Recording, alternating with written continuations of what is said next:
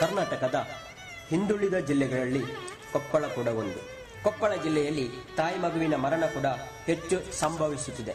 ಮರಣಕ್ಕೆ ಹಲವು ಕಾರಣವಿದ್ದರೂ ರಕ್ತಹೀನತೆ ಪ್ರಮುಖವಾದ್ದು. ಇದಕ್ಕಾಗಿ ಸುರಕ್ಷಿತ ತಾಯ್ತನ ಆಂದೋಲನವು ಜಿಲ್ಲೆಯ ಹಳ್ಳಿಗಳಲ್ಲಿ ಸುರಕ್ಷಿತ ತಾಯ್ತನಕ್ಕಾಗಿ ಹಲವು ಕಾರ್ಯಗಳನ್ನು ಕೈಗೊಂಡಿದೆ. ಹಲವು ಕಾರ್ಯಗಳಲ್ಲಿ ರಕ್ತದಾನ ಶಿಬಿರವು ಕೂಡ ಒಂದು.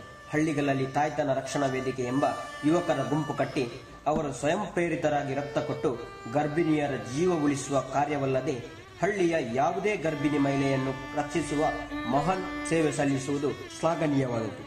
ಹೌದು, ರಕ್ತದಾನ ಜೀವದಾನ. ತಾಯ್ತನ ರಕ್ಷಣೆಗಾಗಿ ಪಣ ತೊಡುವ ತಾಯ್ತನ ರಕ್ಷಣಾ ವೇದಿಕೆ ಕೊಪ್ಪಳ ಜಿಲ್ಲೆಗೆ ವರದಾನ.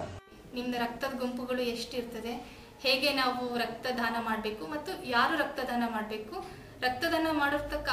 ರಕ್ತದಾನ ಮಾಡಿರೋದ್ರಿಂದ ಆಗುವಂತ ಉಪಯೋಗಗಳೇನು ಮತ್ತು ಅದ್ರ ಬಗ್ಗೆ ಇರ್ತಕ್ಕಂಥ ಮೂಢನಂಬಿಕೆನ ನಾವು ಹೋಗ್ಲಾಡಿಸ್ತಾ ಇದ್ದೀವಿ. ಅಂದ್ರೆ ಈಗ ಯೂಶಲಿ ಕೆಲವೊಬ್ರು ಏನಂತಾರೆ ಅಂತಂದ್ರೆ ನಾನು ರಕ್ತ ಕೊಟ್ಟರೆ ಸೊರಗ್ತೇನೆ, ನನ್ನ ರಕ್ತ ಕಡಿಮೆ ಆಗುತ್ತೆ ಅಂತ ಹೇಳ್ಬಿಟ್ಟು ಆ ಭಾವನೆ ಇರ್ತದೆ ಅವ್ರಿಗೆ. ನಾವು ಅವ್ರಿಗೆ ತಿಳುವಳಿಕೆ ಹೇಳ್ತೀವಿ. ಅಂದ್ರೆ ಈಗ ರಕ್ತ ಅವರು ಡೊನೇಟ್ ಮಾಡೋದ್ರಿಂದ 3 ತಿಂಗಳಲ್ಲೇನೆ ಅವ್ರಿಗೆ ಮತ್ತೆ ಹೊಸ ರಕ್ತ ಉತ್ಪತ್ತಿ ಆಗುತ್ತೆ ಅಂತ ಹೇಳಿ. ಆಮೇಲೆ ಯಾರು ರಕ್ತದಾನ ಮಾಡ್ಬೋದು ಅಂತಂದು ಹೇಳಿ ನಾವು ಹೇಳ್ತೀವಿ. ಯೂಶಲಿ 18 ವರ್ಷದ ಮೇಲ್ಪಟ್ಟು ಯಾರೇ ಆಗಿರ್ಬೋದು. ಇದರಲ್ಲಿ ಹೆಣ್ಣು ಮತ್ತು ಗಂಡು ಅನ್ನೋ ಕೆಲವೊಬ್ರು ಭೇದ ಭಾವ ಬೇಡಾಗಿರ್ತದೆ ನಮಗೆ.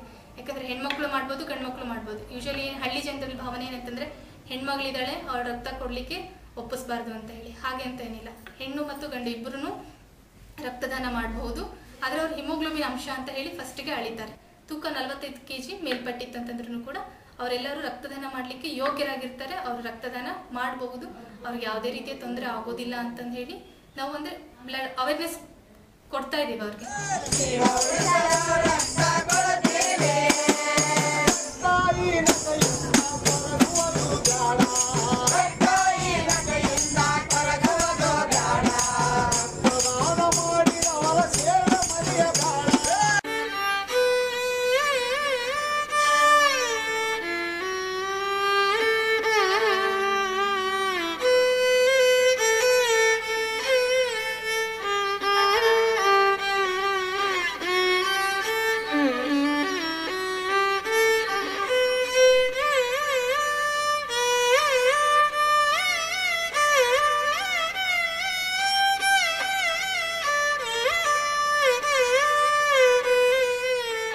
ರಕ್ತ ಕೊಟ್ಟಿದ್ದೀರಿ ಅಂತ ಕೇಳಿದ್ವಿ. ಹೌದು. ಯಾಕೆ ಕೊಟ್ರಿ ಮತ್ತು ಯಾರು ಪ್ರೇರಣೆ? ಅದಕ್ಕೆ ಎಲ್ಲ ನಮ್ಮ ಸುರಕ್ಷಿತ ತಾಯ್ತನ ಆಂದೋಲನದವರೇ ಕಾರಣ. ಅವ್ರು ಬಂದು ಹಿಂಗೆ ನೀವು ಏನಾರ ಸಮಸ್ಯೆ ಬಂದರೆ ನೀವು ರಕ್ತದಾನ ಮಾಡ್ತೀರಾ ಅಂತಂದರೆ ಆಯ್ತು ರೀ ಮಾಡ್ತೀವಿ ಅಂತಂದು. ಈಗೇನು ಪ್ರಾಬ್ಲಮ್ ಇಲ್ಲ ರೀ.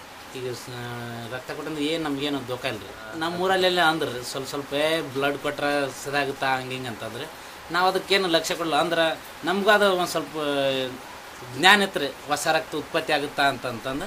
ಅದಕ್ಕೆ ನಮ್ಮ ಈ ಸಂಸ್ಥೆನೂ ಒಂದು ಸ್ವಲ್ಪ ಹೇಳ್ತಲ್ಲ, ನಮ್ಗೆ ಯಾವಾಗ ನಾವು ಮಾಡ್ಬೇಕಾಗಿತ್ತು ರಕ್ತದಾನ.